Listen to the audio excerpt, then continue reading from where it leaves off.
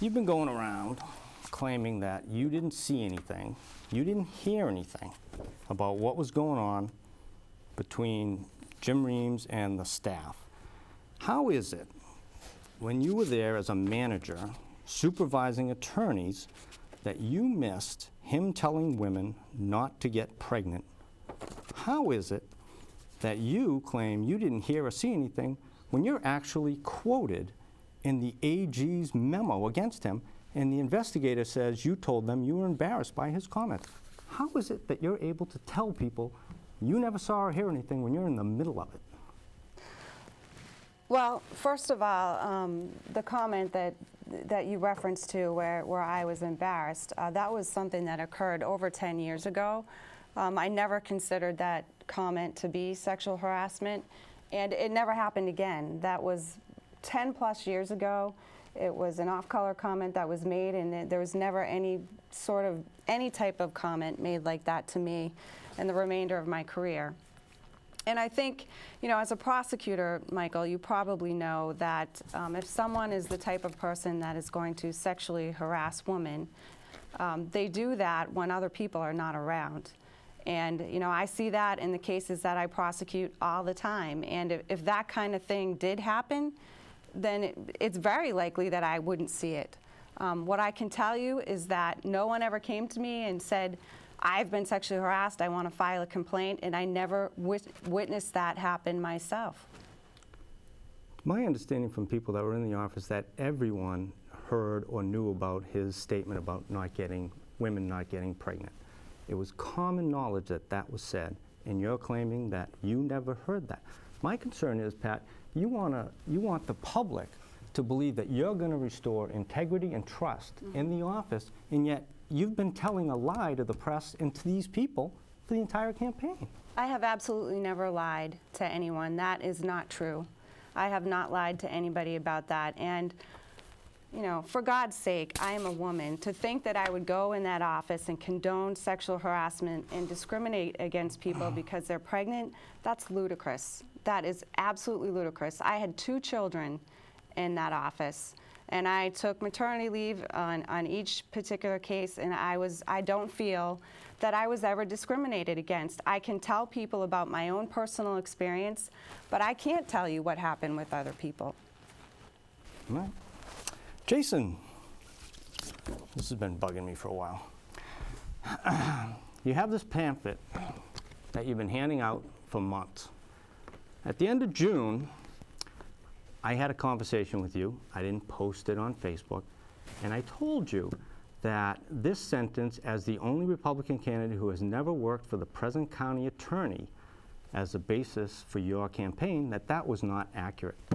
And I expected you to do the honorable thing and to fix it. 2 months later, you're still handing out this pamphlet with the incorrect information on it. So my question to you, how are these people going to believe you're going to restore trust in the office if you're not being honest with them? Well, Michael, no different than the time that you and I sat in this very same studio and you looked into that camera and you told people, I've never tried a jury case in my life, and you were incorrect. I corrected you, as you've now done. I've gone through this campaign and I've taken this sheet of paper and I've spent hours myself going through this, crossing that out to correct it time and time and time again. And unfortunately, I, as this shows, probably needed a bit of a history lesson, because I actually thought at the beginning that you worked for Jim Reams. I didn't realize, and I've now since got the history lesson, that while you were working in the office, you, running as a Republican, challenged your own boss, didn't have enough faith in your own boss, went against your own boss and ran for office, ended up getting yourself fired in the midst of it, and perhaps that's part of the reason why you still have an axe to grind with this office so many years later. I don't have an axe to grind with the office. And Jason, I also pointed out to you that your website had it incorrect as well. And you're a journalist. You know the difference between the county attorney and a county attorney. Now, that would have taken you 5 seconds to correct. That's still on there. You still haven't corrected that. What you just said, there's nothing inaccurate about that at all. And if there was something inaccurate, I would correct it, Michael. I am trying here to do the right thing. I am not concerned about, different than your position, I'm not here to be the lead Republican to run on conservative values, running for county attorney, going around boasting to people that I am a pro-life candidate.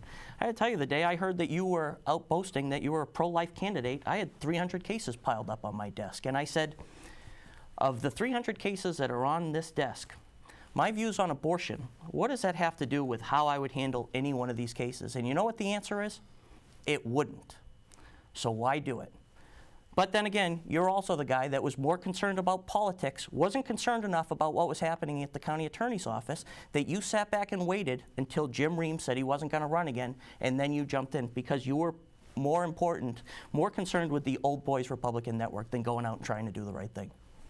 That is All right. true. All right, we're going to cut you off there because now you both get to focus, Jason and Pat get to focus on Michael. Okay. Michael, at one of the events that you spoke at, you talked about the system currently at the county attorney's office with the attorney 1, 2, and 3 and the pay scale, and that you would change that. And I was just curious about how you would change that, how the system works now, and then how you would change that. I don't like the system as it is now. I think it breeds resentment between the different attorneys in the office. As you know, there are certain positions and only so many slots. And so no matter how long you're there, unless someone leaves and opens a spot, you can't move up. But at the same time, the longer you're there, the more experience you have, the higher complex, the more public exposure you're getting, the more difficult cases you're prosecuting. So there comes a point in time when you're doing the same cases as the 2 levels above you with no actual financial benefit and no, if you want to call it, prestige that comes with a title. I work in Hillsborough County now where we don't have that division. We don't have that setup. And it actually makes for a much more cordial atmosphere within the office, having everybody be called an assistant county attorney. That's what we are. That's what we do. We're all prosecutors. If we had 100+ attorneys, I could recognize the need for the division and the leads and the attorney 2s and then the rank and file. But as it is with such a small office, I don't think it's necessary, and I think it actually fuels more of the issues between the actual assistant county attorneys than needs to be there. So to fix that, obviously, it would take an act of the delegation and the county commissioners to get together and recognize, because that's how the pay structure is set up, as you know. So that would all need to be changed. It's not an act I can change by myself in terms of pay, but I think in terms of stripping titles, I think I have a little more flexibility with that. Just to correct you on that, you are the county attorney. You get a budget. You get to divide that budget how you want. It's not a commissioner's thing. Correct. So as long as I'm not increasing or decreasing. Jason. Mike, you've spent a little bit of time talking on the campaign trail about when you left the county attorney's office this last time, you were concerned about the direction the office was heading in. You started in Rockingham, you went to Hillsborough, and then you came back to Rockingham. What I wanted to ask you is, before you left Rockingham, what steps did you take to try and improve things or influence changes in the office and the way the office was run? And in your most recent assignment now, where you've gone back to Hillsborough from Rockingham, you got a pay raise going to Hillsborough, is that right? That's correct. In terms of the first time I worked there, from 2006 to 2007, morale wasn't an issue working there. And I left because there was a great opportunity in terms of the drug prosecution position that I took through a grant. I applied for it. I was given that opportunity working with the U.S. Attorney's Office and the County Attorney's Office. So that's why I left the first time, was for that opportunity. That grant subsequently ended. It was not renewed by the Department of Justice. And at that point, I was forced to look for a job.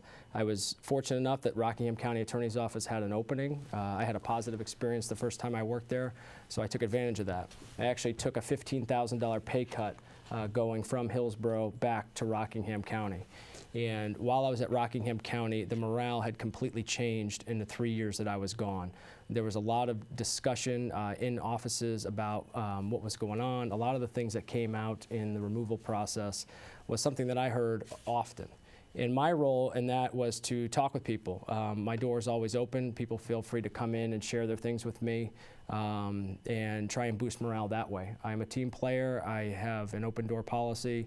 I like to help people cover cases, that kind of stuff. And that's how I would do it. my office, I don't know if you know, was all the way down at this one end of the office, and the county attorney was all the way at the other. So down at this end, my job was morale booster, and that's what I would do. I bring my personality in, and I make people feel better about what they're doing every day and give them the pat on the back that they weren't getting from the administration before. So that's how I tried to do it, was trying to affect everybody on a daily basis. I think I answered all your questions, but if I didn't, let me know. Michael, I have one for you. Sure. On your way out the door, did you say anything to anybody about what was going on at the county attorney's office? No, right before I left, actually, Human Resources did a full investigation into that office. I can't remember how many months before I left, but there was a formal inquiry done. All this stuff was kind of percolating up. Employees were brought down to HR and interviewed personally, and I was interviewed, I know at least once. I can't remember if it was 2 occasions. I may have just had a phone call after the first full interview. And as a result of that, there was an outside person brought in for sexual harassment training on the office. The office was reorganized physically. People were moved around as a result of this investigation. So at the point when I had left, all these steps had been taken by the county. So there was no need at that point, in my mind, to go the next step. It was reported and dealt with.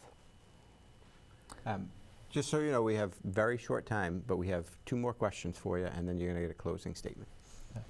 My question would be to all of you. You've had a chance today to speak about your accomplishments and what you all have done right during the course of your careers. What I would like to know is, what has been professionally one of your biggest mistakes? What have you learned from it? And how will you bring the lesson from that mistake to the county attorney's office and supervising the other attorneys? We'll start with you, Michael DeCroce. Great. Let's see. Oh, no offense to defense attorneys, but when I was at the county attorney's office, I had an habitual offender case, and I won't name the defense attorney, but we had talked back and forth about trying to resolve it, and we both agreed it wasn't going to be going to trial on the day it was supposed to go to trial. When we got to pretrial, to my surprise, they stood up and said, "I'd like the case dismissed because I haven't seen the habitual offender packet." Of course, I hadn't given them the habitual offender packet yet because I knew it wasn't going to go to trial, and I was going to get that at some point later. And Judge Gray, for whatever reason, granted the motion. And I learned from that day forward, always be prepared from the time you read that file, before you go to the first court appearance, make sure you have every piece of evidence all lined up, ready to go. Thank you. Jason. I can't think of a greatest professional mistake, and that's not because there are so many of them that they've piled up and none of them stand out, but at the same time, it's not because there aren't any either. I'm undoubtedly fallible, and I've made my share of mistakes, but one thing about making mistakes is being able to learn from them. And not only do I learn from mistakes, if I make a mistake, I stand up and say so. I'm not afraid to say that I'm wrong. So I'm sorry I can't answer your question better. I just don't have anything that's racing to mind. But when I make the mistake as county attorney, I'll stand up and say so, and I'm not afraid to do that. Thank you. Pat? I think, and again, you know, everybody makes mistakes, especially when you're first learning how to do, you know, felony cases. And I think one of the biggest mistakes I've probably made, and I think most prosecutors make them when they're new, is not making sure that the charging document is complete, like perhaps missing an element or an element that would make the offense, you know, more aggravated with a higher maximum sentence. And I have done that before, and I've suffered the consequences, either through a dismissal or not obtaining the sentence that, you know, I thought was appropriate. And I think what I've done, you know, since that time is you go over that charging document again and again and again, and you make sure that it's accurate. And I also talk to the people that I supervise about that. I mean, your indictment, your charging document is the most important thing. If there's a mistake in that document, you're dead in the water, regardless of how good your opening or your closing or your witnesses are. And so I share that with the people that I supervise, and when I review their indictments, I make sure that they're accurate and they're complete. Thank you. Michael. There's something I learned early on about prepping your witnesses, and I was new to criminal law and new to being a prosecutor, had a suppression hearing, and I just assumed that the officer would be ready to go, and I had no, you know, obligation to sit down with them and kind of go through what the defense strategy was, what our strategy was, and that was a mistake. And ever since then, it's really helped me to be diligent, reaching out to them early on, being ready, and not just in actually preparing for hearings, but with the cases too. It's really helped me improve my communication, because, you know, it's not a good experience for anybody when we look unprepared. You know, justice isn't served in that situation. And I found out that, you know, it's important that you take the time and you actually prepare them for the scope of the hearing, the types of questions they're going to be asked, and it just makes it better. So it's helped me improve my communication with them. Thank you. Last question. It requires some thought, but it's a short answer, so we want a short answer. If you were not running and the other three were here, who would you vote for? And we're going to start with Michael. Do we have to answer that? You can vote none of the above if you want, if that's your answer. Wow, that is a very difficult question to answer. I have a lot of respect for all of my opponents, and I know you said short, but it's a toss-up. It really is. I like two things. I like Pat and I like Jason for different reasons. No offense, Michael, but it really would be between the two of them. Pat? I would vote for Michael Zaino. I think, you know, he's got about half the experience that I do, but I think that he's good at his job, and I think he's an ethical person. I think he would do a good job. Jason? One thing I'll say is that everybody that's on this panel sitting next to me is hardworking, well-meaning, good prosecutors, and I don't have any doubt about that. I wouldn't say A, B, C, or D. I think I would go with choice E. I would try and find a little bit of a piece of each of these folks for the person that, if it's not me in the county attorney seat, that I would look for. Michael has an in with a number of different police departments. He's talked a lot on the campaign trail about running his own prosecutor's office, that he has 2, 3, 4 employees, so he's got some level of experience managing people, dealing with different personalities. Pat, as she's talked about through the campaign, has been in that office for a long time, has tried a lot of cases. She certainly knows her way in and out of Superior Court in Brentwood. And Michael's a person who's been in Rockingham, has been in Hillsborough, back to Rockingham, back to Hillsborough with some time in the U.S. Attorney's Office as well. And as I've learned to know Michael better through this process, I've heard a lot from him in terms of the different personalities he's worked with, worked for, and kind of how that's helped to cull the type of management style he would like to have. But through his different jobs through the years, he's been experienced to a number of different bosses. So the answer is you're not giving us one? I'm going with choice A, B, C. I'm going with E. I'll take a piece of everybody. Michael? Kevin, I'd vote for you.